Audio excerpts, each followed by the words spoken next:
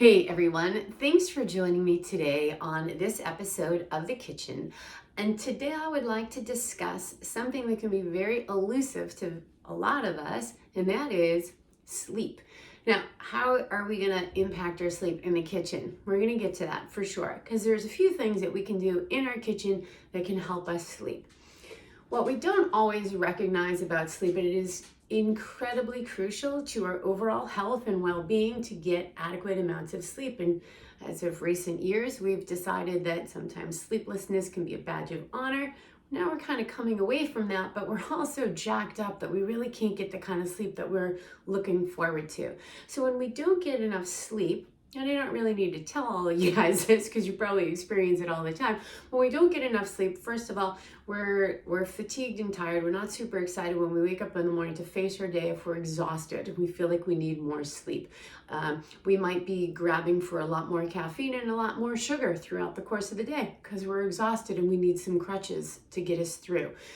We might be a little bit frustrated. We might be moody. All of these things that might make people be like, dude, back off, right? So sleep is really important for those reasons, but also for our overall health. When we sleep, there's a lot of reset and restorative techniques that are going on in the body that are imperative to our overall health, one of which has to do with our cortisol levels. So when we sleep, our body does a whole bunch of cleansing up in the brain, and one of those systems helps lower our cortisol levels, which we all have heard that buzzword in recent years. And our cortisol is one of our stress hormones. When we're stressed out, it gets constantly elevated. That just kicks off a whole bunch of other stress related concerns, right? So we want to try to bring that down. If we don't get quality sleep, we are missing out on one of the best opportunities to lower our cortisol levels. And that is unfortunate because then we wake up the next day with all those other, not great things that I mentioned and higher cortisol levels. So we want to be able to figure out, how do we get to sleep? How do we fall asleep? How do we stay asleep? And how do we make sure that we're getting good REM sleep during that night? So all of that, if you're not doing, any of those three things, it might take a little bit and some habits to create that and try to just tell the brain certain things that we're going to do. And how do we do that in the kitchen? So what we want to do is we're going to talk a little bit about magnesium. Magnesium is like all the rage for one of the supplements. I don't think any one supplement is going to be the answer to anybody's complete, it's just not going to solve it. The word supplement means supplement, right? It's not the answer, right? If it was the answer, we'd call it the answer. But we don't, we call them supplements, right? So it's meant to support and fill in the blanks where we have some. And so magnesium is kind of one of those new supplements right now. I have this one, it's Clean Athletics. I like the Clean company because, by the name you might guess, they're kind of clean. They are NSF certified, which means like if you are an athlete and you're going to go test, they certify that you're not going to get flagged for any banned substances or metabolites.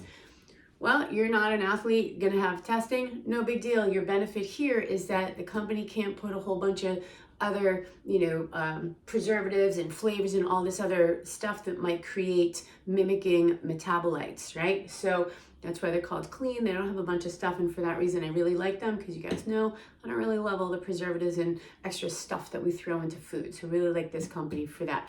There's many others that I like. I just so happen to have this one here to show you. So this is the magnesium. These capsules, what are they, 120, I believe, 120 milligrams. You take 1 to 2 before bedtime.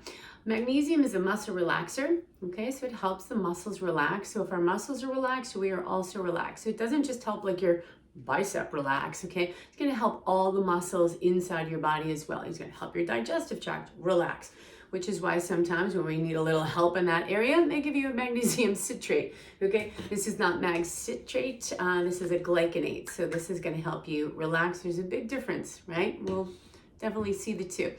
So I like this. You can also, there's a lot of teas out there. Calm is an excellent tea to have before bed.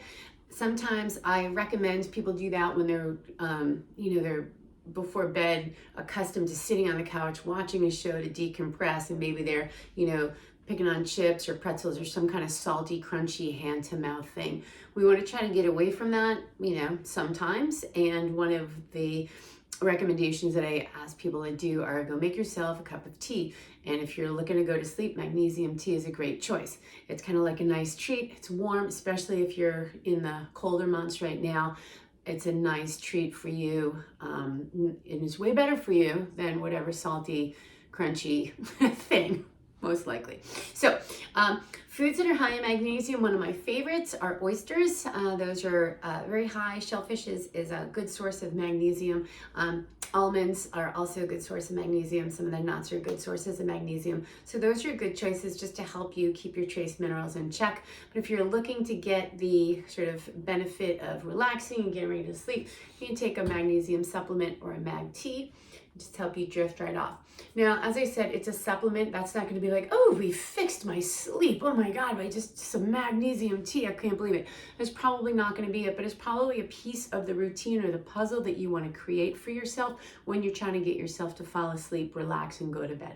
So if you haven't checked out my sleep guide, please do. If you need it, let me know. I'm more than happy to share it with you. But I really give you some good tips on how to get yourself some better sleep. It is usually like one or two on how we're going to just maintain overall health is good sleep. So, a lot of I joke around and say like, oh, we want to lose weight. Well, let's talk about sleeping, right? A lot of times we're like, no, I got to eat less and work out more. How is sleeping going to help? It's going to help. All right. Thank you for joining me on this episode of The Kitchen. Hopefully we all zen out. Let me know if you have any questions about that sleep guide.